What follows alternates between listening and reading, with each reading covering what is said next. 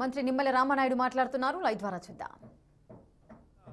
ఆరితేరినటువంటి అంబటి లాంటి వాళ్ళు ఆదర్శం కాదనే విషయాన్ని మీ ద్వారా మరి అందరికి కూడా తెలియజేసుకుంటున్నామని చెప్పి తెలియజేస్తున్నా. Thank you.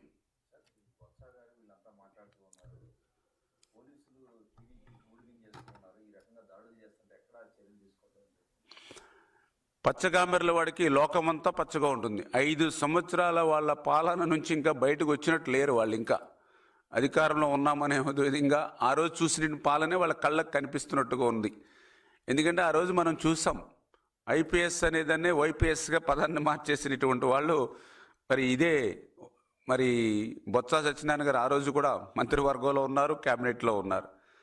ఆ రోజు చూసాం ఎంత ఇదే పార్టీ ఆఫీస్, ఇప్పుడు ఇదే తెలుగుదేశం పార్టీ ఆఫీస్, ఇది ఒక దేవాలయం. పార్టీ ఆఫీసులు అంటే ఏ పార్టీకైనా సరే దేవాలయాలు.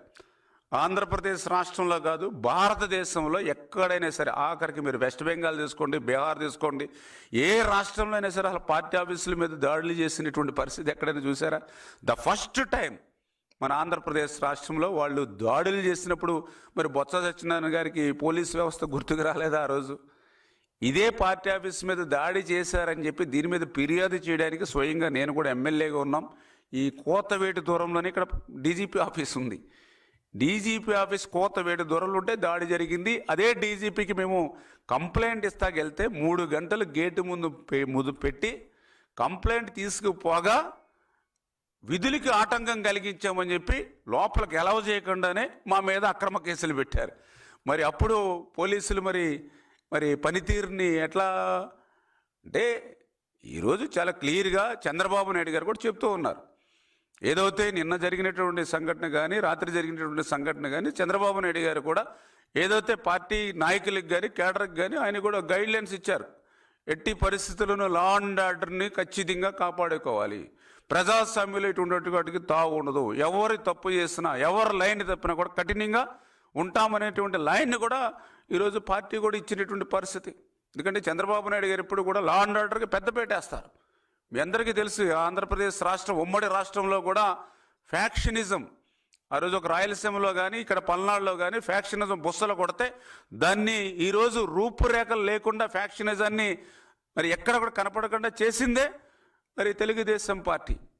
మీ అందరికీ తెలుసు, హైదరాబాదులో మరి గణేష్ నిమజ్జనం వస్తే 40-50 రోజులు కర్ఫ్యూలు ఉండేవి. వందలాది మంది చనిపోయినటువంటి పరిస్థితి. ఒక్క తెలుగుదేశం పార్టీ వచ్చిన తర్వాతే లా అండ్ ఆర్డర్ని కాపాడాం. ఎప్పుడు కూడా లా అండ్ ఆర్డర్కి పెద్దపేటేస్తాం తెలుగుదేశం పార్టీ, చంద్రబాబు నాయుడు గారు.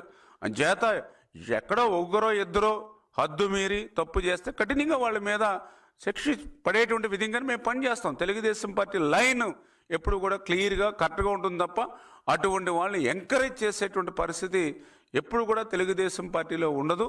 ఏదైతే ఈవేళ ఈ బొత్స గారు కానీ అదేవిధంగా మాట్లాడుతున్నటువంటి నాయకులు, అందుకే చెప్తూ ఉన్నా, వాళ్ళ నాయకుడికి చెప్పండి, రప్ప అని నరుగుతామన్నప్పుడు ఈ బొత్స సత్యనారాయణ గారు చెప్పవలసింది, ఇది మన సంస్కృతి కాదు, మన రాష్ట్రంలో ఉన్నటువంటి సంస్కృతి కాదు, ఇటువంటి రప్ప నరుగుతాము, లేదే గంగమ్మ జాతరలో పొట్టేళ్ళు నరికినట్టుగా నరుగుతాము, లేకపోతే పెద్ద పెద్ద ఫ్లెక్స్ల ఫోటోలు పెట్టి నడి రోడ్డులో బహిరంగంగా పెద్ద పెద్ద కత్తులతోటి వీరాంగం చేసి ఆ యొక్క తలలను నరికి ఆ యొక్క రక్తాన్ని ఆ యొక్క ఫ్లెక్సీలను తడిపినప్పుడు ఇటువంటి సిస్టమ్ మనకి రాష్ట్రంలో సరికాదనేటువంటి విధంగా బొత్స గారు అప్పుడు ఆ రోజు చెప్పుంటే బాగుండేది.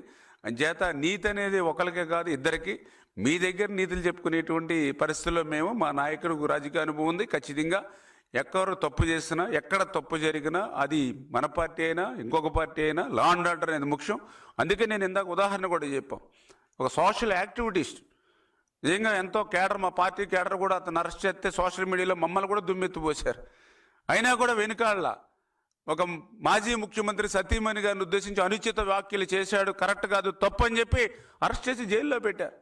పార్టీ నుంచి ఎంత వ్యతిరేకత వచ్చినా, కార్యకర్తల నుంచి ఎంత వ్యతిరేకత వచ్చినా కూడా చేశాడు చంద్రబాబు నాయుడు గారు. అది చంద్రబాబు నాయుడు గారి యొక్క పనితీరు. అంచేత అటువంటి చంద్రబాబు నాయుడు గారు మీ దగ్గర నేర్చుకోవాల్సింది ఏమీ లేదు. మీరు ఇంకేమైనా నేర్పవలసి ఉంటే కనుక మీ జగన్మోహన్ రెడ్డి గారికి నేర్పండి, మీ వైఎస్ఆర్సీపీ నాయకులకు నేర్పండి, మీ వైఎస్ఆర్సీపీ నాయకుల మాట తీరు మార్చుకోమని చెప్పండి.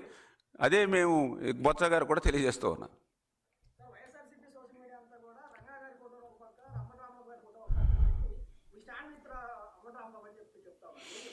చాలా క్లియర్గా ఇప్పుడే మీకు చెప్పడం జరిగింది. సాక్షాత్తు స్వర్గీయ వంగవీటి మోహన్ రంగా, స్వర్గీయ వంగవీటి రాధ వీళ్ళకి సంబంధించినటువంటి ఎవరైతే ఆ రోజు నిందితులు ఉన్నారో, పర్టికులర్గా రంగా గారి యొక్క హత్యలో నిందితులు ఎక్కడ ఉన్నారండి ఇప్పుడు ఈరోజు? ఏ పార్టీలో ఉన్నారు? ఇప్పుడు ఇందాక ప్రెస్ మీట్లో ఒక పక్కన రంగా గురించి మాట్లాడుతూ ఉంటే ఆ మాట్లాడేటువంటి వ్యక్తి పక్కనే ఆ రోజు రంగా గారి హత్యలో నిందితులుగా ఉన్నటువంటి అవినాష్ ఎక్కడ ఉన్నాడు? అంటే వాళ్ళు మాట్లాడుతూ ఉంటే చాలా నిజంగా దెయ్యాలు వేదాలు వల్లిస్తుగా ఉన్నటువంటి పరిస్థితి.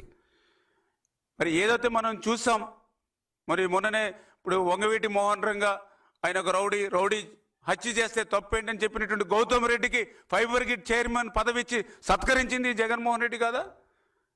ఏ ముఖం పెట్టుకుని ఏ రకంగా వంగవీటి మోహన్ రంగా మాట ఉచ్చరించడానికి కూడా, మాట్లాడడానికి కూడా ఈ యొక్క వైఎస్ఆర్సీపీ పార్టీకి ఎక్కడ అర్హత ఉందండి? ఆ రోజు రంగా గారిని హత్యకి ప్రతిఫలంగా మరి యొక్క దేవినేని నెహ్రూ గారికి కోట్ల రూపాయలు విలువ చేసినటువంటి భూములు హైదరాబాద్లో కట్టబెట్టింది వైఎస్ రాజశేఖర రెడ్డి కదా? ఏం మాట్లాడడానికి అర్హత ఉందో రంగా గారి గురించి మాట్లాడేటువంటి అర్హతే ఈ వైఎస్ఆర్సీపీ పార్టీకి లేదు. Thank you.